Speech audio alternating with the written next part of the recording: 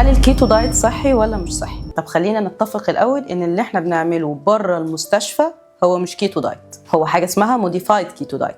الكيتو دايت ما ينفعش يتعمل بأي حال من الأحوال بره المستشفى. اللي حضرتك بتمشي عليه بره المستشفى ده موديفايد كيتو دايت. الأساس فيه إن أنا بزود احتياج الكمية اللي أنت بتاخدها من الدهون وبقلل الكمية اللي أنت بتاخدها من النشويات، لأن الهرم الغذائي في الأساس قائم على إن حضرتك بتاخد النشويات بنسبة أعلى. كل ما بقللها وبزود في الدهون ده اللي بيخليني أسميها موديفايد. هل هو صحي؟ الصحي هو اللي احنا بناخده الطبيعي، إن أنا باخد احتياجاتي زي ما قلت في الهرم الغذائي بتاعي، البيز بتاعتي بتبقى معظمها نشويات، وكل ما حضرتك هتاخد دهون أكتر جسمك مش محتاجها كلها، وبالتالي أنا ما باخدش احتياجاتي الأساسية. أعمل إيه؟